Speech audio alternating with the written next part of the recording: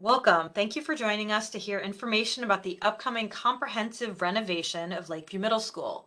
It's set to be complete in 2024. A few housekeeping notes about how this meeting will work. Attendees are automatically muted with cameras off. Please use the Q&A tool to ask questions. You'll see some instructions up on the screen that show you how to do that. You may ask questions at any time, but we may not be able to get to address your question until the end of the presentation. That's when we'll read out all the questions and answer any of those questions. The chat is available as a backup if you're having problems, but a lot of the time, WebEx is most able to help you with technical issues, so I have copied their information into the chat as well. And do try to direct the questions to the Q&A. If you could advance the slide, John. Thank you. So we're going to have online a variety of panelists to answer questions today. I'll be introducing them shortly, and I just do want to read out that WebEx information in case you do have technical problems tonight. You can reach their support team at 866-229-3239, extension 2, and then extension 1. That is also in the chat. This meeting is being recorded and will be posted on the OCPS Facilities Communications YouTube page, as well as sent out as a link. John, if you could advance the slide. This presentation itself is posted at facilities.ocps.net. It's also posted on board member Melissa Bird's page at ocps.net and then under school board. Today, we're going to hear about the initial plans for the design of this project. But before we get started, let's turn to your District 7 school board member and vice chair, Melissa Bird, for some opening remarks. Thank you, Lauren. Can you hear me okay? Yes, we can hear you. Good. Thank you for the introduction, and I'm so thrilled to be here tonight to hear our 30% design for our comprehensive renovation of Lakeview Middle School. And I'm always excited for these meetings because I love to sit back and just watch what all the experts have in store for us.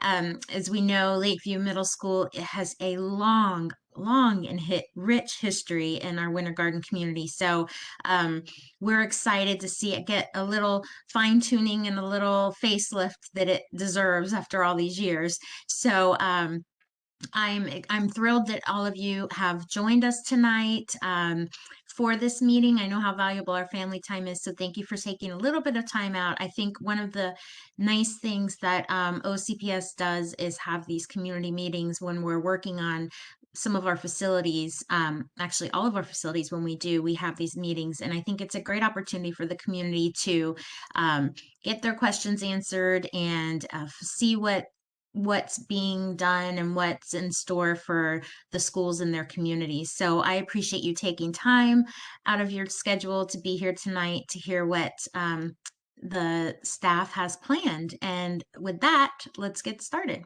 Thank you. All right, thank you so much, Vice Chair Bird. I do want to first thank Lakeview Principal Tony Roman. I know he's been sharing out the information about this meeting and letting people know about it, and I really appreciate that. So the Executive Area Director for this school is Wendy Ivory in the West Learning Community. She has joined us for any questions that will be more academic related. The architect on this project is Song and Associates. And here representing Song is John Quattrone. He's going to be our presenter tonight. And Jeannie Martin is here as well. The construction manager on this project is going to be Wharton Smith, and Jim Clean is representing Wharton Smith. The civil engineer is Kimley Horn, and we have Jonathan Martin and Chance Lackey here with Kimley Horn. From the OCPS facilities side, the project manager is Dea Taylor. She's waving. Excellent. Thank you, Dea. So what she does is she connects the OCPS side with the architect and the construction manager to make sure that everything is built as it should be. So we also have our design manager from our management team, Mo Arthur. The director of construction planning, Jessma Lambert, I believe is hopping on, and let me see if I believe she's joined us. And I'm the senior manager for facilities communications. That's what I do. And I do believe we invited our municipal partners from Winter Garden. So if I see them hop on, I will acknowledge them later. So with that, we've got lots of substance for you to hear about tonight. It's really interesting. So with that, I'm going to pass it over to John Quattrone. Thanks, Thank John. you very much. Thank you very much, Lauren. So let's take a look here at the campus, vicinity, and the community. This is the campus here in the white line, and West Orange Trail is just to the south of it, but let's just talk a little bit about some of the neighbors, some of the institutional neighbors within a half-mile radius.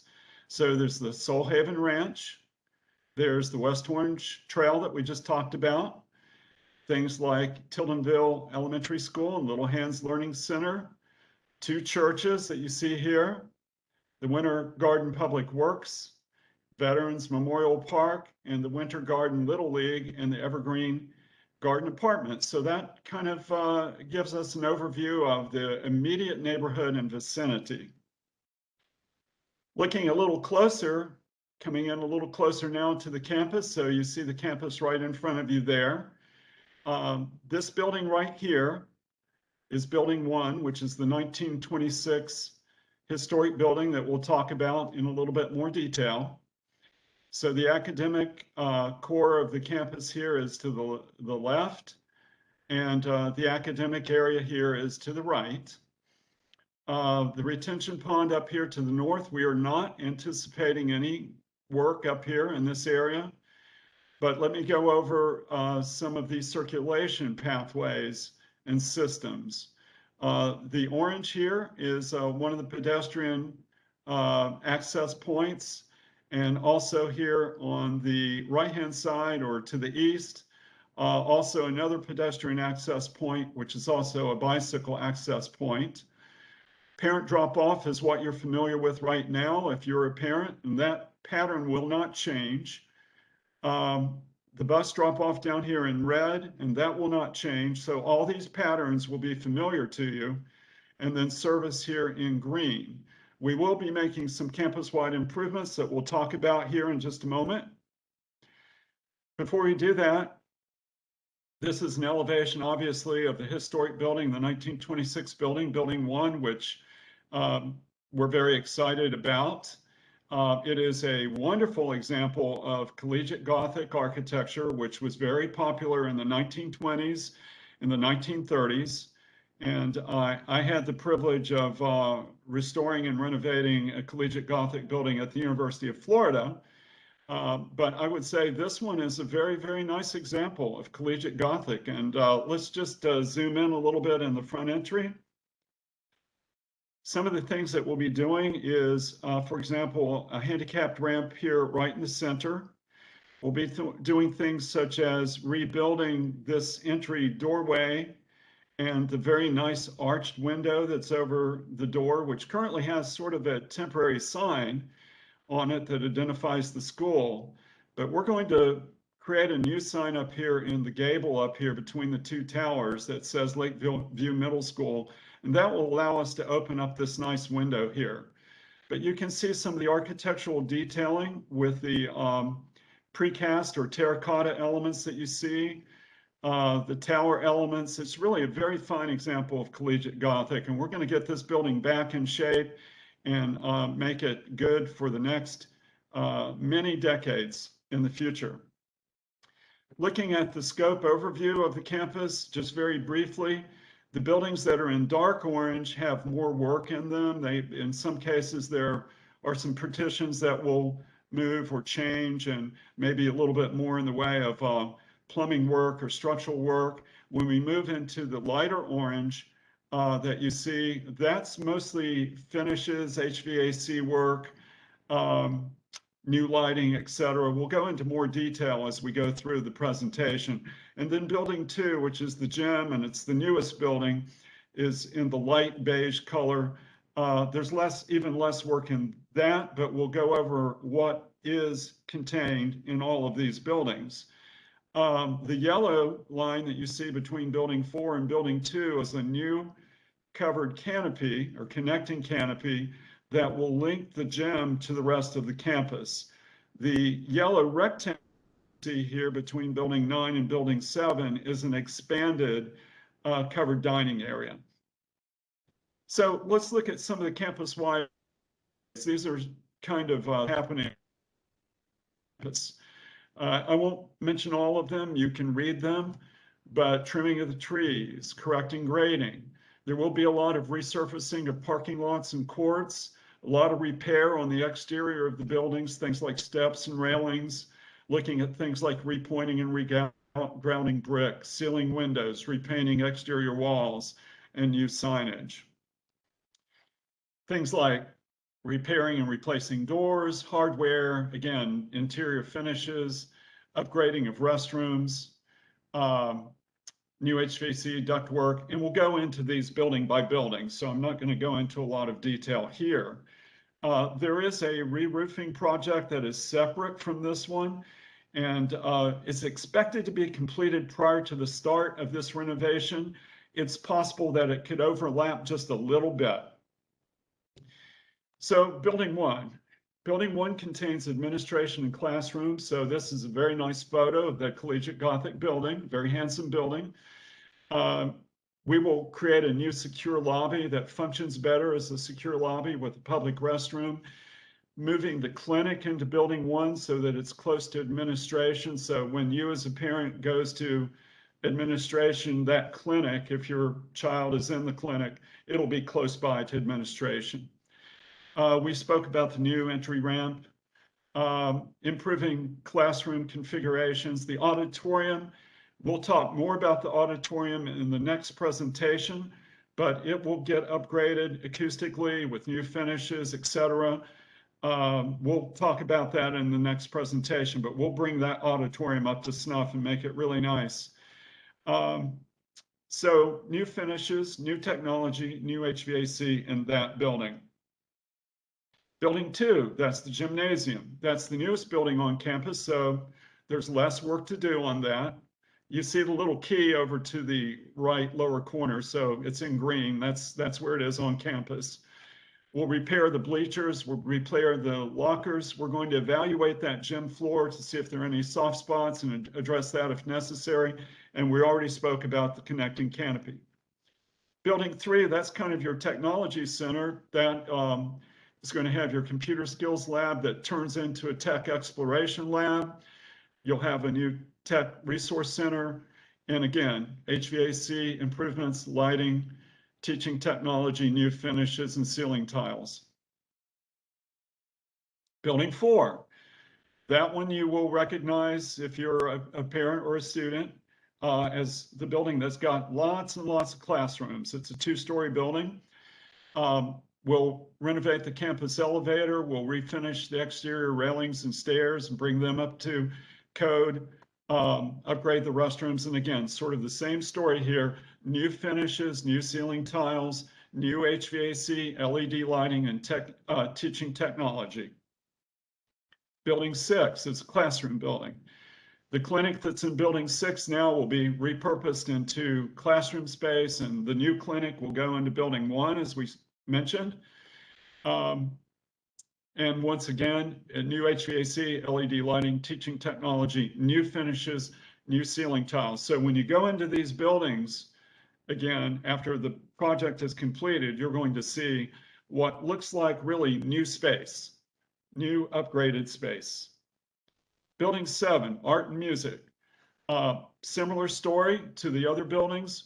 We will be providing a new kiln room so that the art classroom now has a kiln, new cabinetry and built-in shelving. Again, the HVAC, the LED lighting, the teaching technology, the finishes, and the ceiling tiles. Building 8, the media center. The media center will be refreshed so that that space really looks like a new space. You'll have new circulation desks, furniture, 4 new restrooms will be added to that building, new furniture and shelving, new thermal reflective window shades to deal with the large glass areas, and the CCTV lab will be upgraded. Again, I won't repeat it, but the other systems will be upgraded as we spoke about in the other buildings. Building 9, cafeteria. The kitchen will get some renovation. These serving lines will be renovated to make them more efficient. A new projector and screen. We spoke about expanding the outside dining area, so you'll have a larger outside dining area, and we'll improve the acoustics in that large dining space with acoustic wall panels. And again, the same story of renewing and refreshing all the interior finishes and mechanical systems and lighting systems. This is the design and construction schedule. So it's started in late December or mid-December of 2021. It'll progress all the way through the year 2022. So I'll put my laser pointer on what stage you're reviewing right now. You're reviewing the 30% design. We're into the design development phase right now, so we're continuing. But the design phase will be completed around January 10th of 2023. Then the construction manager will bid this project out, and that is a process that will be completed about mid-April of 2023. And at that point, the GMP and the contract will be ready to go for the CM team, and construction will start in mid-April. And it will be phased construction on an occupied campus, and that will be completed by November of 2024. We'll mention sustainability, which is always very important in any kind of architectural project in today's world. So some things on the site, use of native and low water plants that don't require huge amounts of water, improved stormwater drainage. The buildings will have Energy Star rated equipment, much more efficient HVAC systems, much more efficient LED lighting, which is very energy saving type, water saving toilets, faucets, and fixtures. We will seal the windows so that there's reduced air leaks, and that really helps a great deal. New thermal efficient window coverings, new control systems, that really helps a great deal in terms of energy as well. Low emission finishes, that means healthful finishes, carpets and paints. And basically, finally, remodeling this campus instead of demolishing it is highly sustainable. That saves so many resources. So we will bring the school back up to a really good standard, and it will be sustainable. With that, let's go to the next slide, and that one is turning over to you guys, which is your questions and answers. Lauren, take it over. Okay, thank you, John. Thanks very much for that presentation. If you don't mind moving the slide one more forward, so all the attendees could take a look. This is the way you can ask questions. So I did want to mention that Christopher Mills from our facilities planning department has joined us, as has David Romero from Wharton Smith. I do see, okay, the questions are starting to come in. Awesome. And I know we had a question about runoff and how we're going to handle our runoff on site. So Jonathan with Kimley Horn, can you kind of explain that? And John, if you could give us just a few more seconds on this slide and then jump back to the site plan, that would be super helpful. Okay. Sounds good. So thank you. This is Jonathan Martin with Kimley Horn, the civil on the job. So we really aren't adding very much more impervious to the project. We are adding some sidewalks to increase connectivity, but we really foreshadow very little runoff. Additional runoff will be coming for the project. We are connecting the roof drains to the collection system that carries the water now to the wet pond across Bay. And then all the drainage patterns will remain the same. We will follow the Orange County School Board criteria on stormwater pollution as well as St. John's, and ultimately follow the best manager practices of the FDEP based on federal regulations. So we don't anticipate any additional runoff really being generated by this project. It should be pretty close to what's existing. Okay, great. Thank you. And James, if that doesn't answer your question, please just, enter it into the Q&A and we can go into more detail. We also had a question on the 600 building, and I think she's trying to confirm, is it correct that the large classroom is being split into 2 classrooms? That is correct. And Okay. we'll go over to that one.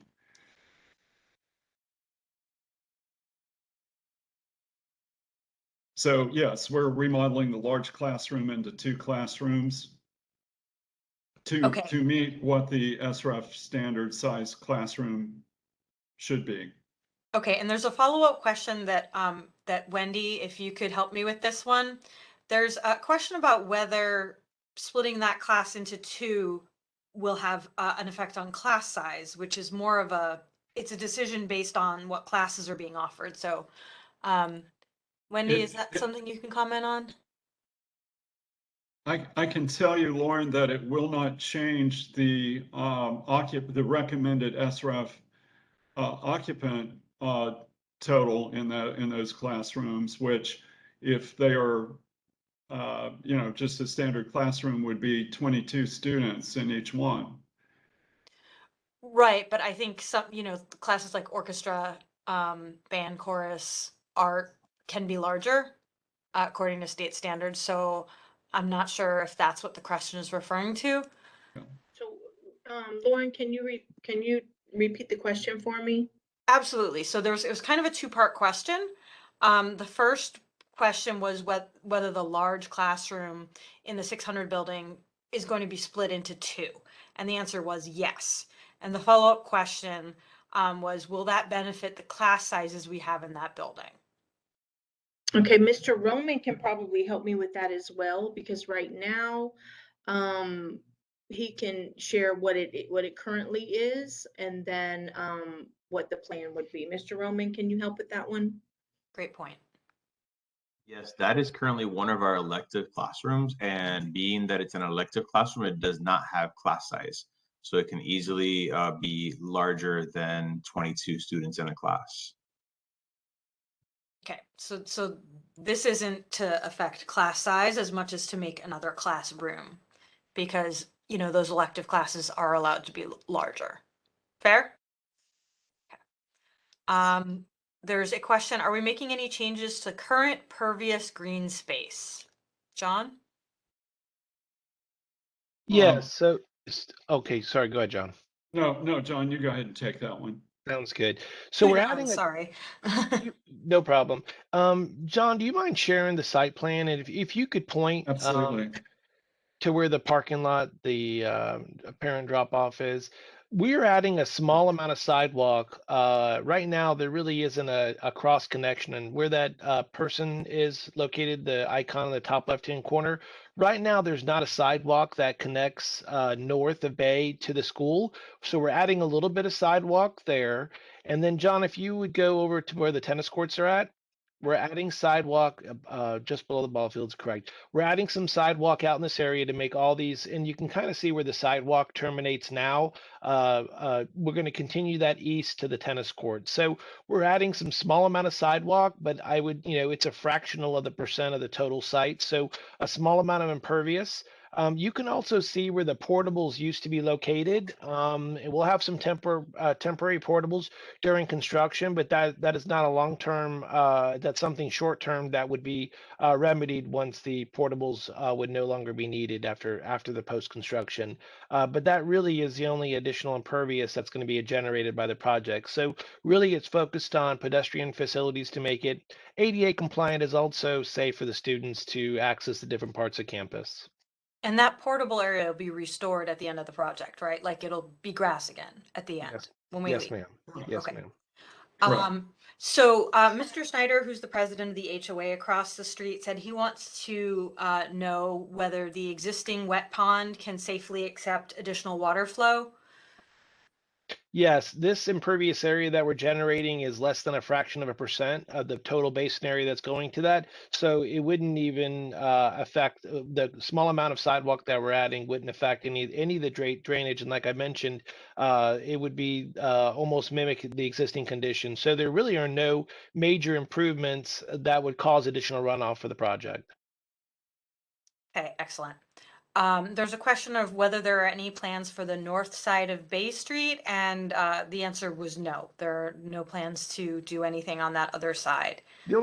Only thing we are going to do is we are going to mill and resurface the parking lot and restripe it in a safe pattern. So while there's no structural improvements or an expansion of parking or anything, we will be freshening up that asphalt, adding some striping, and then also making it a little more ADA friendly. But again, all of it's in place. We're just really refreshing what's out there now. Okay, great. Thank you. There's someone asking about what the restroom, well, they're asking whether there will be restroom upgrades, but we did say there would be. So maybe John, if you could explain what those upgrades look like. Yeah, Mhm. yeah, be happy to address that. So for the existing restrooms that don't need to be enlarged, all the finishes will be replaced. That means tile, flooring, ceilings, and all the porcelain. So all the porcelain fixtures. In addition to that, things like toilet compartments will be replaced. So all restrooms will be refreshed and upgraded in that manner. In addition to that, we are providing some new restrooms in buildings where they need to have more restrooms. So one example for that would be in the media center, which is located here. Just as one example, we're providing 4 new restrooms in that space. We're providing another public restroom here in the secure lobby or sally port of the main entrance into the school because it doesn't have a public restroom right now. So we're doing some things like that. Back down here in the kitchen, we're adding another employee restroom because that's required by code. So we've gone through the project to look at where additional restrooms are needed functionally and also looking at the building code to make sure that we're providing the correct number of plumbing fixtures and restrooms as required by code. And that's for the entire campus. Okay, thanks. And there was a question about pest control measures. So, this is a project obviously about the physical plants. John, would it be fair to say that all the sealing up of spaces you're doing could possibly help with that? Yes, certainly that will happen. Now, we will look carefully at the exterior envelope. And so in addition to sealing the windows and sealing the doors better, and that will help in some cases, if there are any large areas of sealant missing, for example, but we'll also look at for things such as any small little holes or openings that may have found their way into the buildings over the years, and those will all get filled in and properly patched up. So the building envelopes will be much tighter, both in terms of air infiltration, but also in terms of anything else that might want to infiltrate, like little creatures with 6 legs, for example. Okay, thank you. Will there be any additional review to the parent drop-off route or designation? At this point, we have been told that it functions properly. And right now, that is not in the scope. As Jonathan Martin, our civil engineer, indicated, I think, John, we are providing a sidewalk connection north of Bay Street for pedestrians, I believe you said, and then refreshing the surface of that parking lot, also addressing some ADA issues to make that area more handicap accessible, and also restriping it. So we're addressing those important things, but it is not anticipated to be enlarged. Okay, thank you. And I just do want to let the group know there are lots of questions coming in, which is great. Just trying to take them in order. So it's probably going to take a few minutes to get to your questions. So just hang tight. Question about the gym. How old is the gym? And it says the cover to the building is good, but the building itself, does it need lots of work? Can you just go over the gym part again, Mr. Okay. Corton? Sure. Well, the gym is located down here in this area. I think you're familiar with it. Let me just get a picture of the gym up. Looks like the site plan is actually a pretty good reference plan, but let me just pull up the gym. Yeah, slide 14. Yeah, so the gym is really pretty new. It's, if I'm correct, it was built in 2002. There are some things that need to be repaired, such as the bleachers. We'll evaluate the lockers and repair them. And we will evaluate the gym floor for any soft spots. With the budget of the project being rather tight, and I think all of you can appreciate that every budget in today's economy, in today's world, is very, very tight right now. With Building 2 being the newest building, and by contrast, Building 1 being the oldest building, obviously more of that budget has to go to buildings like Building 1. So this is what we're anticipating for Building 2 at this particular juncture. Okay, thank you. So there were a couple questions that came in about traffic. I don't see that we have a representative on from Winter Garden, but Christopher Mills, who's with our facilities planning department, is on. There was a question about the speed limit, and so Principal Roman is on. That's something that he could share that concern with the SRO for the school who works with our community partners. So there were kind of two questions about traffic. One about enforcing the speed limit on Bay Street, which is of course not directly, part of the scope of this project, but the question was asked. And then the other question was about putting in speed bumps.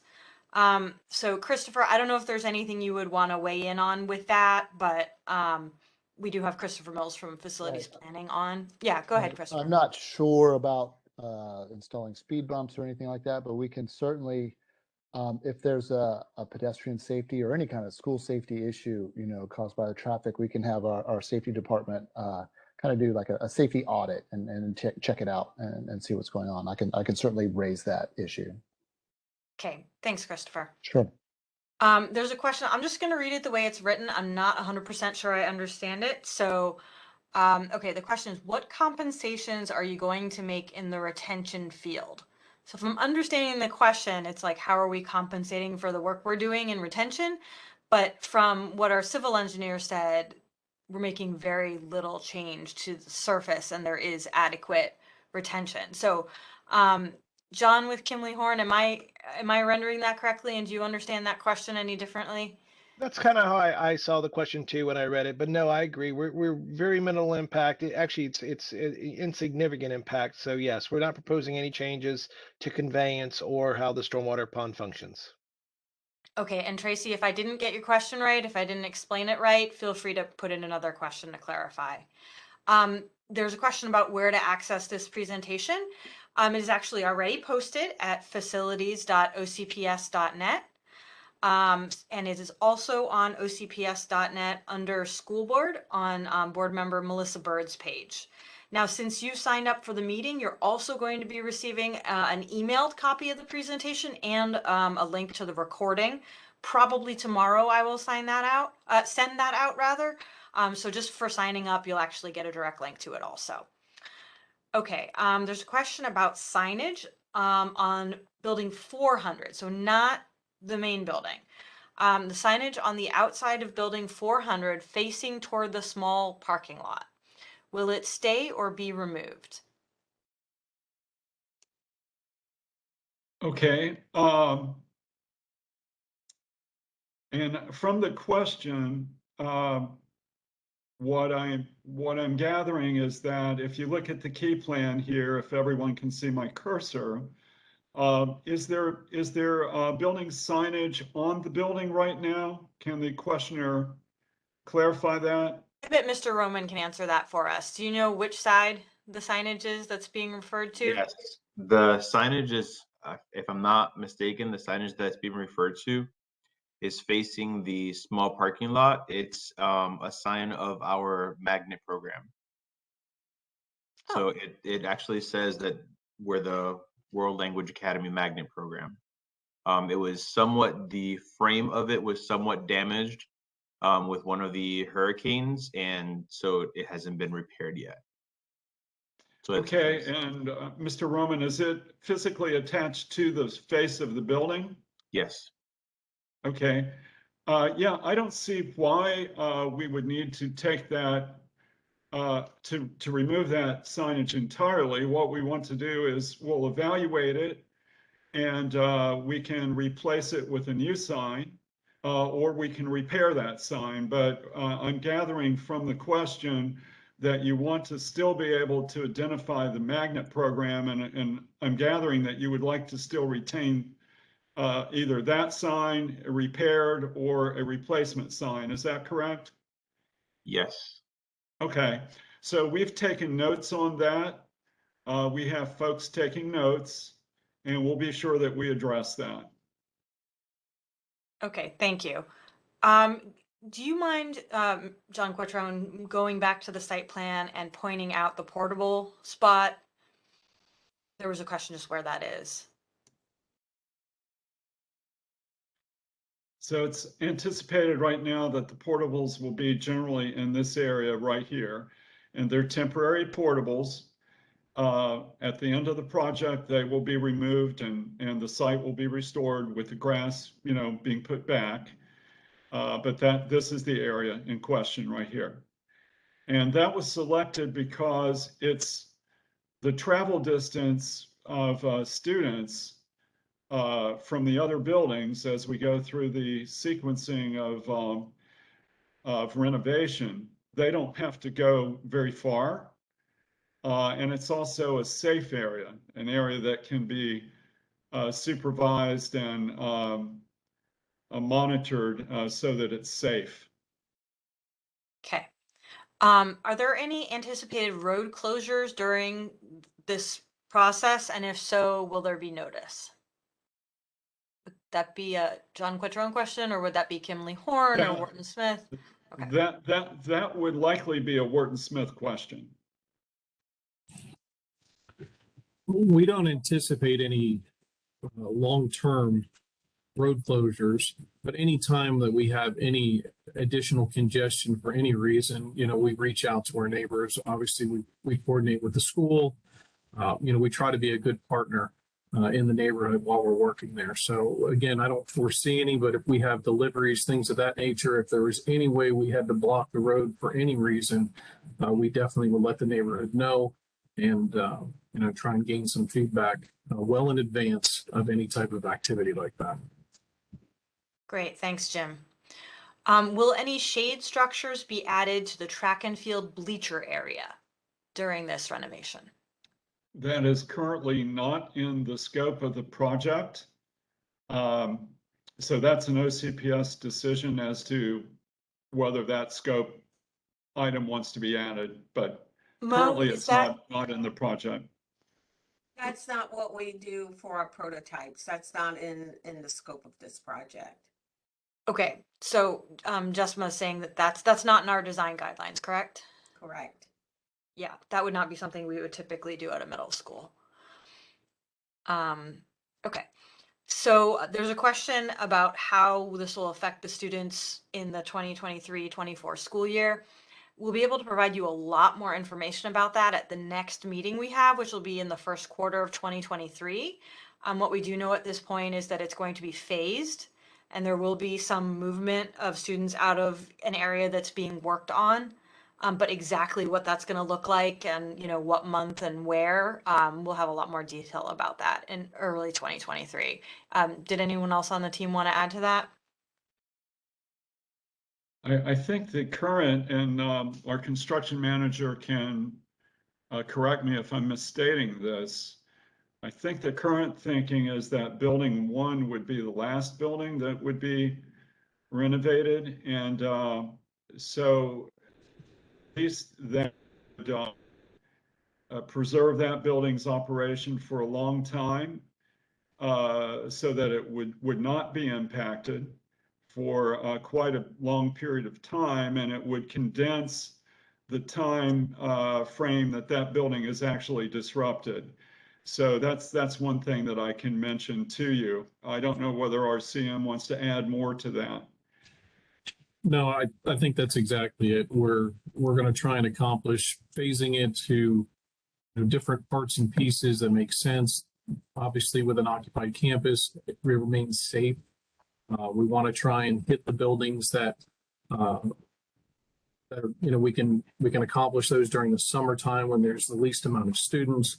So there's a lot of thought that goes into this, and we're in the initial stages of understanding what phasing is going to work with the school, going to work with design, and obviously work with our budget and construction. So now you've stated it right, John. Okay, great. And Thank you.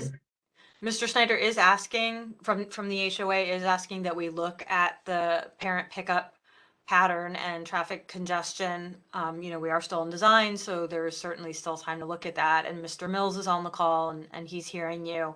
There's, concern about traffic patterns and designated pickup areas not being followed. So Mr. Roman is on the call if that's something that he can mention to the SRO. Appreciate you sharing that.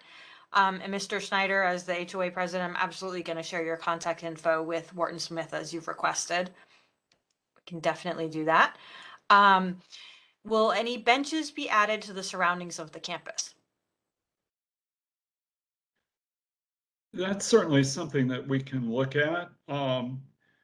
We would go back to the OCPS guidelines, but I would think that if there are places where it makes sense to have a bench because it's shady, or let's say the expanded covered dining that is being expanded, I think that's something that we will evaluate in the next phase as we're going through this. So we'll make note of that comment and question. And I would think that's something that we can look at with OCPS. Okay, yeah, and anything, like the shade structures or additional benches that are outside of the scope are things that could potentially be like fundraised for if they don't end up being part of the scope. Those are things we have seen done in some schools. Okay, let me see. If the panelists could all please look at their Q&A to see if there's anything that was sent directly to you that I couldn't see. There's another question. Will there be new covered walkways to allow students to access the cafeteria in poor weather? John, could you go back to that slide where you added in the yellow so you can show, Yeah. Where the canopies are? Yeah. So we are evaluating, first of all of the existing canopies, but we're looking at the campus as a whole for connectivity.